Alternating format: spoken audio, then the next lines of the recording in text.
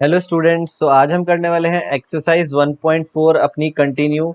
हमने पिछली वीडियो में क्वेश्चन नंबर 7 तक कंप्लीट कर लिए थे। अगर आपने वो वीडियो नहीं देखी है तो आप डिस्क्रिप्शन में मैं लिंक दे रहा हूँ, वहाँ से जाकर भी देख सकते हैं। चलिए अब स्टार्ट करते हैं क्वेश्चन नंबर 8 से, और इसी वीडियो में हमारी एक्सरसाइज भी कंप्लीट हो जाएगी। तो देखते हैं क्या है क्वेश्चन नंबर 8 में। Which of the following pairs of set are disjoint. Disjoint का मतलब जानना बहुत जरूरी है आपके लिए इस क्वेश्चन को करने के लिए। तो हमने बेसिक की वीडियो में डिसजॉइंट के बारे में कोई जिक्र नहीं किया था। एक छोटा सा टॉपिक है डिसजॉइंट, वो देख लीजिए, आपको सभी क्वेश्चन समझ में आ जाएंगे। तो देखिए, मैं आपको एक एग्जांपल से समझाता हूँ। जैसे मेरे पास दो लाइन है, ठीक है। एक लाइन ये रही और एक लाइन ये रही। अभी फिलहाल आप देख सकते हैं इन दोनों लाइन में डिसजॉइंट हम बोल सकते हैं कि ये दोनों पॉइंट जुड़ी नहीं है, ठीक है। तो ये डिसजॉइंट है। अगर मैं इन दोनों को जोड़ दूं, ये देखिए मैंने इन दोनों लाइंस को जोड़ दिया, ठीक है। जहां पर ये दोनों लाइन जुड़ी हैं, यहां पर आ गया जॉइंट। इसका मतलब ये जो जॉइंट है, दोनों में क्या हो गया, कॉमन। तो आपको जॉइंट का मतलब समझ में आया। जॉइंट मतलब क्या है, ये जो पॉइंट है ए पॉइंट, ये कॉमन हो गया इन दोनों में।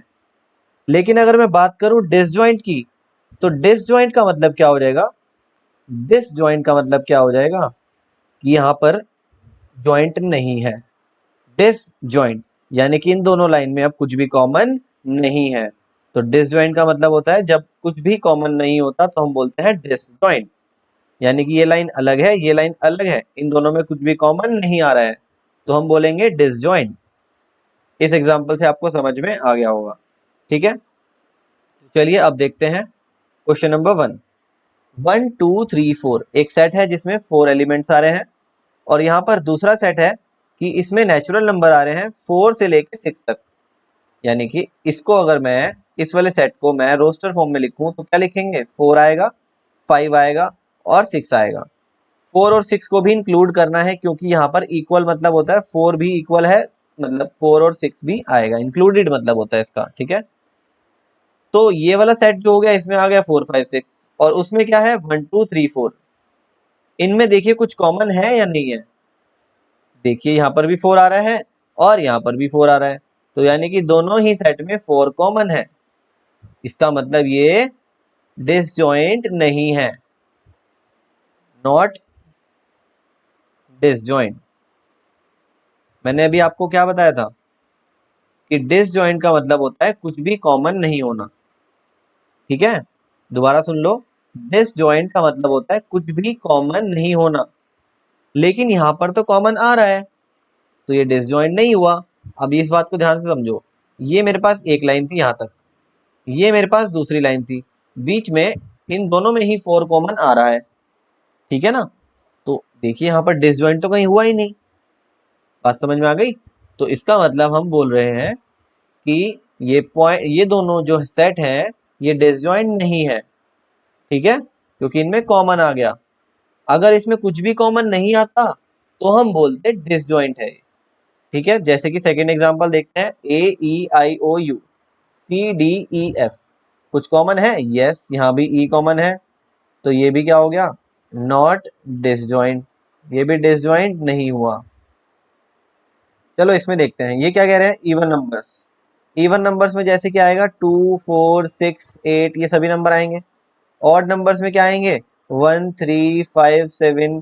क्या कभी इनमें कुछ कॉमन आएगा, कभी कुछ कॉमन नहीं आएगा, क्योंकि इसमें सब इवन है और इसमें सब ऑड नंबर्स हैं। कुछ भी कॉमन नहीं आ रहा तो हम बोलेंगे ये डिसजॉइंट हो गया, ठीक है। तो यहाँ पर डिसजॉइंट हो गया।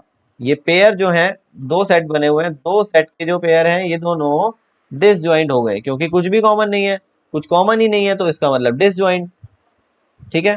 चलिए नेक्स्ट क्वेश्चन देखते हैं, क्वेश्चन नंबर 9। ये भी बहुत सिंपल क्वेश्चन है। मैंने आपको क्या बताया था, पिछली क्लास में हमने जो क्वेश्चन किए थे उसमें हमने ये चीजें सीख ली थी। ए माइनस बी क्या होता है, बी माइनस ए क्या होता है। चलो फिर से एक बार कर लेते हैं। इस क्वेश्चन में दोबारा से आ गया, हमारे पास ए सेट भी दिया हुआ है, बी सेट भी दिया है, सी भी और डी भी, चारों सेट दिए हुए हैं। उसके अकॉर्डिंग हमें क्वेश्चन को सॉल्व करना है। ए माइनस बी का आंसर क्या होगा, यानी कि मैंने आपको बताया था ए सेट में जाओ, ए सेट में जाओ, जो पहले लिखा होता है उसमें जाओ पहले तो, ठीक है। ए सेट में जाओ, तो ए सेट में आ गए। इसमें से वो एलिमेंट माइनस कर दो जो बी में आ रहे हैं। अब बी में क्या क्या आ रहा है, अब देखते हैं बी में क्या क्या आ रहा है। 4 आ रहा है, यहाँ 4 नहीं आ रहा, 8 भी नहीं है, 12, यानी कि देखो जो बी में आ रहा है उसको हटा दो, यानी कि 12 हट जाएगा। और कुछ ऐसा है नहीं, तो हमारे पास क्या आंसर आ गया, मेरे पास ए सेट में क्या क्या बच गया, 3 बच गया, 6 बच गया, 9 भी बच गया, 15 भी बच गया, 18 भी और 21 भी। मैंने क्या किया, मैं ए सेट में गया और ए सेट में जाने के बाद मैंने वो माइनस कर दिया जो बी सेट में आ रहा था। तो बी सेट में क्या आ रहा था, बी सेट में 12 आ रहा था, देखो यहाँ पर भी है यहाँ पर भी है। तो हम अपने ए वाले सेट से वो एलिमेंट हटा देंगे जो बी में आ रहा है, यानी कि जो बचेगा वो हमारा आंसर। अभी आपको 2-3 क्वेश्चन करो, क्लियर हो जाएगा। सेकंड पार्ट देखते हैं, ए माइनस सी। ए माइनस सी यानी कि ए में देखना है और सी में देखना है। ए और सी में देखो क्या है। सबसे पहले मैंने क्या बताया था, जब ए माइनस सी करना है तो पहले वाले एलिमेंट को पहले सेट को देखते हैं। ए सेट में जाओ, तो ए सेट में आ जाओ, आ गए, ठीक है ना। इसमें से वो वाले एलिमेंट हटा दो जो हमारे सी सेट में आ रहे हैं। तो देखो 6 जो है 6 आ रहा है सी सेट में, है ना। और देखो 12 भी आ रहा है सी सेट में, ठीक है। और देखो 15, 18, 21 और कुछ है नहीं है। 3 देखो, 6 हटा दिया मैंने, 12 हटा दिया। अब देखो हम ए सेट में गए, हमने 6 और 12 को हटा दिया क्योंकि वो सी सेट में भी आ रहा था। तो जो बच गया वो मेरा आंसर, 3 बच गया, 9 बच गया, 15, 18 और 21, ठीक है। अब देखो सेम हमारा थर्ड पार्ट भी है। थर्ड पार्ट कैसे करेंगे, फिर से ए सेट में जाएंगे क्योंकि ए पहले लिखा है, ठीक है। ए सेट में जाओ, ए सेट में आ जाओ और यहाँ आकर देखो इसमें से जो डी में आ रहे हैं वो हटा दो। अब देखो डी में क्या आ रहा है, 15, देखो 15 डी में आ रहा है ना, 15 हट जाएगा। और देखो 10, 5 कुछ है नहीं है, 5 भी नहीं है, 10 भी नहीं है, 15 हो गया, 20 भी नहीं है।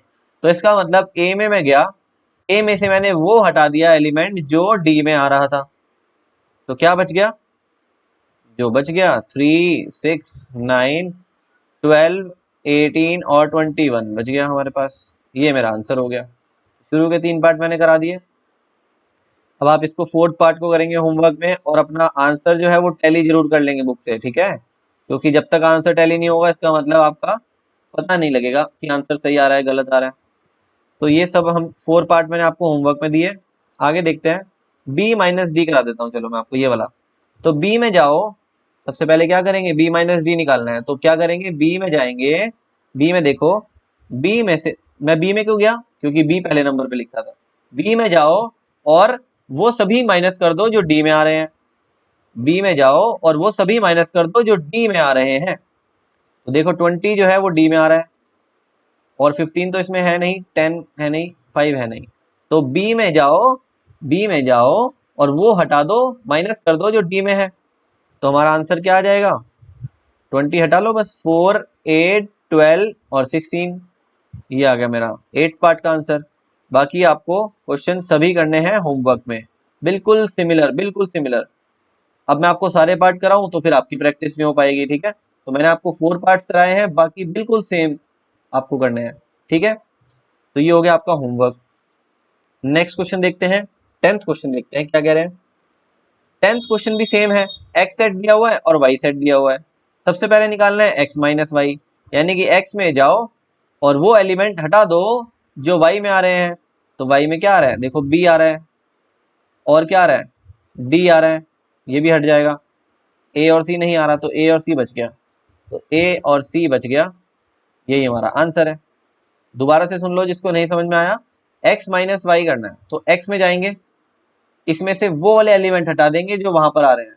तो बी वहां पर आ रहा है और डी वहां पर आ रहा है, तो ये बी और डी हट जाएंगे, जो बचा रह जाएगा वो मेरा आंसर आ जाएगा, ठीक है।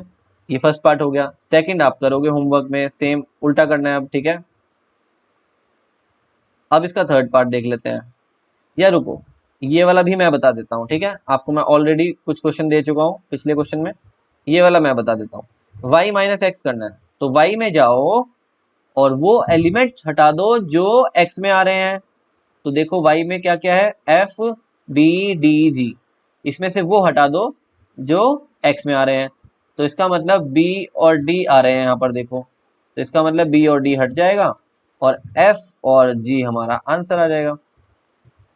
अब ये कह रहे हैं थर्ड क्वेश्चन, इसके थर्ड पार्ट में x इंटरसेक्शन y करना है, यानी कि इंटरसेक्शन मतलब कॉमन, इसमें और इसमें कॉमन क्या है, कॉमन देखो b और d ही कॉमन है, b और d दोनों में आ रहा है और तो कुछ कॉमन नहीं है, तो हमारा आंसर हो जाएगा b, d।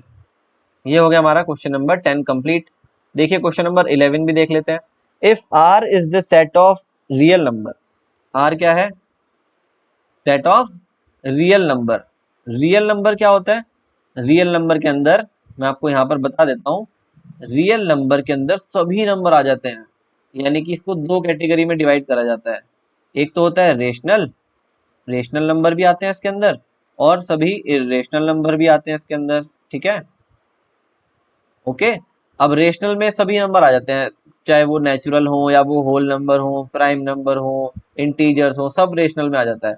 और इरेशनल में रूट वाले नंबर्स आ जाते हैं, √2 √3, ठीक है। तो सभी का कॉम्बिनेशन मिला के बनता है रियल नंबर्स। तो यहाँ पर हमें रियल नंबर को कैटेगराइज करना आना चाहिए, दो पार्ट में कैटेगराइज करा गया है, रेशनल और इरेशनल। ये हम क्लास 9th में भी पढ़ चुके हैं, 10th में भी हमने देखा था। अब देखिए आर सेट तो मैंने लिख लिया, Q is the set of rational numbers.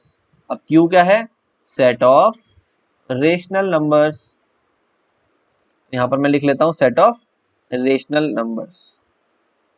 अब ये क्या कह रहे हैं, find R minus Q। R में जाओ, R में R क्या था, सेट ऑफ रियल नंबर था, तो R में जाओ, उसमें से वो हटा दो जो Q में आ रहा है, तो Q में क्या है, रेशनल नंबर, यानी कि ये हटा दो, तो रियल नंबर्स में जाओ और रेशनल हटा दो, तो क्या बचेगा, इर्रेशनल नंबर बचेगा। देख लो सामने लिखा है क्या बचेगा, इर्रेशनल नंबर, तो हम लिखेंगे सेट ऑफ इर्रेशनल नंबर्स। ये हो गया हमारा आंसर, R माइनस क्यू का आंसर आ गया सेट ऑफ इर्रेशनल नंबर, ठीक है। चलिए अब देखते हैं next and the last question of this exercise. State whether each of the following statement is true और फॉल्स, सही है या गलत है, आपको इतना बताना है और जस्टिफिकेशन भी देनी है। तो देखिए 2 3 4 5 एंड 3 6 आर डिसजॉइंट सेट, क्या ये डिसजॉइंट है, नहीं, ये डिसजॉइंट क्यों होंगे, इसमें तो 3 कॉमन आ रहा है दोनों में, तो this is not a disjoint set, तो फॉल्स हो गया, फॉल्स। और रीजन क्या देंगे, because because element 3 is common in both the set, दोनों ही सेट में 3 जो था वो कॉमन था, ठीक है, कॉमन नहीं होना चाहिए। अगर कुछ भी कॉमन नहीं आ रहा तो हमारा आंसर होता है डिसजॉइंट। नेक्स्ट पार्ट देखते हैं, यहाँ पर कुछ कॉमन है, हाँ यहाँ भी ए कॉमन है, तो क्या ये डिसजॉइंट है, ये भी आंसर फॉल्स हो जाएगा। अब रीजन तुम समझ गए होंगे, A element A is common in both the set, ये भी फॉल्स। इसमें देखो कुछ कॉमन है, 2 6 10 14 3 7 11 15, कुछ भी कॉमन नहीं है, तो ये तो ट्रू हो गया, तो ये डिसजॉइंट कहलाएगा, ठीक है। 2 6 10 3 7 11 कुछ कॉमन दिखाई दे रहा है, नहीं, तो ये भी हमारा ट्रू हो गया, क्योंकि इसमें भी कुछ कॉमन नहीं है, और जब कुछ कॉमन नहीं होता तो वो डिसजॉइंट कहलाता है, तो ये बात सही है, ठीक है। तो यहाँ पर हमारी एक्सरसाइज 1.4 का हो गया and. Hope you like the video, अगर आपको वीडियो सच में अच्छी लगी है तो आप लाइक करिए और अपने फ्रेंड्स के साथ जरूर शेयर करिए, ताकि वो भी इस वीडियो से अपनी हेल्प कर सके, अपने इस चैप्टर को कंप्लीट कर सके। चैनल को सब्सक्राइब करना बिल्कुल ना भूलिएगा। Thank you students for watching this video.